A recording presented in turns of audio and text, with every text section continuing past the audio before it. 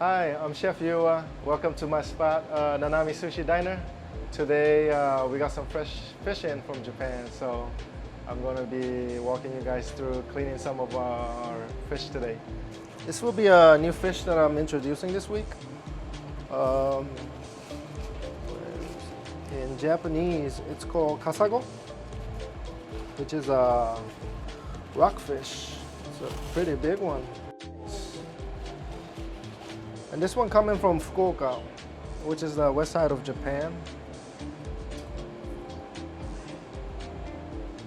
Yeah, I got a fish vendor over there, and kind of got a call. Hey, got a really good one. You want to try it out? I said, yes, please. Yeah, gave me a really good price for it, so I couldn't say no. I believe most people here, get it from the Toyosu market from Tokyo. It is the biggest market that's out there in the world, but that's not the only place for good fish. I know somebody that knows somebody, so we all work together. I get a lot of regional fish too, actually. Like for instance, I have a mackerel that's cured in a vinegar right now, and I also have a smaller mackerel, the Aji mackerel. Those two are coming from Shimonoseki, which is like the most western side, northwest side of Japan. Okay. They're known to have the best mackerels in the whole Japan. Yeah, so I do try to get the top of the line stuff. This starts with the fishermen. So whenever the fishermen catch the fish, they always keep the fish facing towards the same way. Every fish is going to be laid with the head facing the left side. The bottom side over here is always going to be the heavier side. So if you see over here, it's got a nice round shape, but on this side it's a bit flatter. I don't know if you guys can tell, right? But this goes with every single fish, so it's not like they're piling up fish randomly. So whenever we fillet the fish, it's always with the head side to the right. It's a very extensive care that starts from the fishermen to come to the restaurant for us to clean, So that's kind of the type of care that you want. So this is the Madai snapper. It's relatively much bigger. This is my hand in size. You see the thickness of it. And this is the golden eye snapper. It's much slimmer. Meat itself is actually a lot more softer too. Madai is always very firm. And that's also another reason why we like to age it. The more you age it, the more tender the fish itself gets. We try to clean every piece, it's a living thing, right? So, we took life from it. And the best thing we can do for it is to make sure they don't, make sure not to waste any part of the, fish. So I've been cooking since I was 10 years old. Professionally, majority of the time was at Shogun in Metairie. I got to work under a sushi champion from Japan.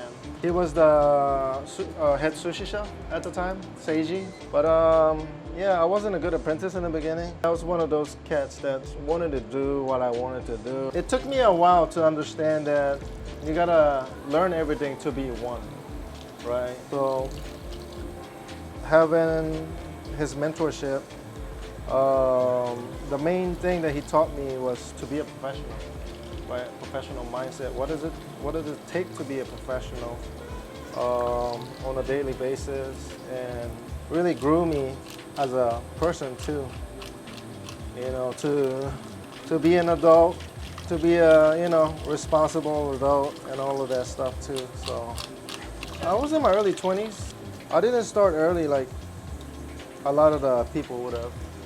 I was actually playing baseball and wanted to be a professional baseball player until I went to college, hurt my shoulder, so I had a surgery on my shoulder. I got cleared to practice, and 3 days later I tore my ACL and meniscus.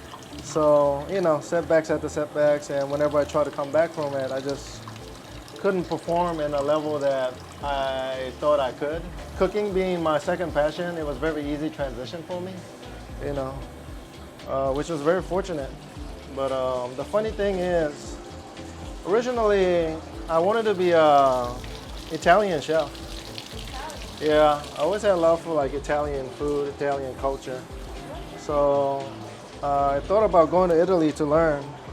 I got to meet a local restaurant owner named Mitsuko. She was the first owner of Origami on Ferret. So I got to work under her for maybe like a year. She needed help, and she told me, just learn how to use a knife. Learn that skill so you can just do whatever you want afterwards. Yeah, I did that. And Miss Peggy from Shogun recruited me, offered me a salary that I could not refuse. So went over there, met my mentor, and started making sushi over there. Because it was just rolls over at Origami. And I hated it. It's not really, to Japanese people, I guess it's not really like what you would think of a traditional sushi is. So, and that's when, owner from Shogun came and recruited me. That's where I got to start, really making like sushi and sashimi and stuff. The more in depth that I started working, the more I was proud of my culture and the heritage, and that basically transitioned into me wanting to learn more and to protect the culture and also, teach the culture to people.